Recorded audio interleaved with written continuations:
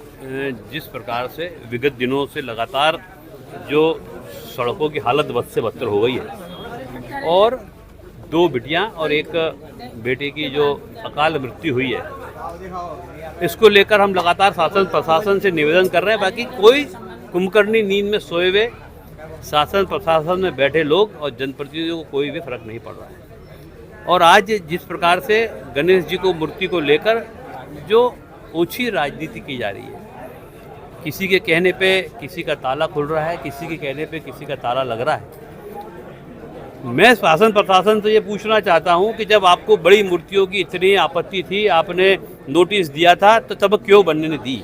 बनी, उसके बाद आपने कुछ लोगों को क्यों लेकर जाने दी?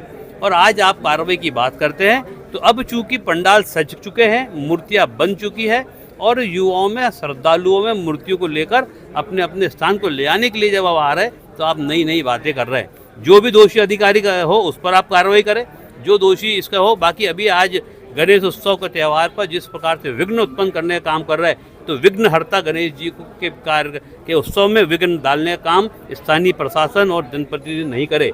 हम आज यहाँ पर सांकेतिक धरना देकर, शांतिपूर्ण धरना देकर, दलगत राजनीति से ऊपर हमने आज यहाँ बात की है। और कभी हमारी बात को नहीं मानना आता तो हम बुरहानपुर की जनता को लेकर साथ में ऐसे जनप्रतिनिधियों को और ऐसे शासन प्रशासन में बैठे कुंभकर्णी नींद में सोए हुए को जगाने का काम करेंगे। जितनी सड़कें बनी, रिपेयरिंग के नाम पर जितना पैसा इन्होंने लिया है, 92 लाख रुपया सिर्फ सिंधी बस्ती से लोनी के रोड की बात हो रही है, लालबाग बुरहानपुर रोड की करोड़ों की बात हो रही है। तो कब तक जनता के पैसों का भ्रष्टाचार करके जनता को मरने के लिए छोड़ेंगे? तो मेरा विकास पुरुष और विकास महिलाओं से जो D3 के नाम से बुरहानपुर में प्रसिद्ध है, वो D3 कम से कम शहर के हित में भी कुछ काम कर ले। कोई आपको दादा बोल रहा है, कोई आपको दीदी बोल रहा है, तो कम से कम बुरहानपुर के लिए दीदी दादा बनो और बुरहानपुर की जनता को सुकून का, अपने परिवार को शांति रहे कि मेरे घर का बच्चा बाहर गया है, उसका वसूल वापस घर आ जाएगा, उस पर काम करें। बात को लेकर धरना प्रदर्शन किया गया था। बुरहानपुर की रोड की स्थिति कई वर्षों से बहुत खराब है और हम आवाज़ उठाते हैं पर उसका असर नहीं होता है और रोड जैसे तस है, बल्कि हालत दिनों दिन और ज़्यादा बिगड़ती जा रही है। और पिछले दिनों में एक बच्ची इसी रोड पर, बिटिया रोड पर एक बिटिया का एक्सीडेंट हुआ और उसकी मृत्यु हो गई।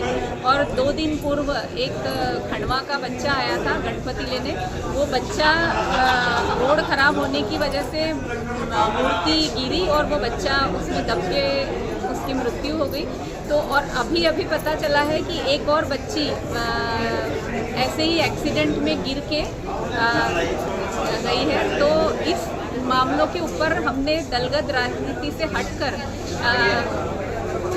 धरना प्रदर्शन रखा था और उसी के चलते सभी को बुलाया था। और उस बीच में सभी लोग आए हैं, पर जनता में कहीं ना कहीं डर है शासन प्रशासन का, इसलिए जनता आने से डर रही है। पर कई लोग हैं जो जागे हैं, जो आए हैं और आगे और करेंगे और लोग जागेंगे।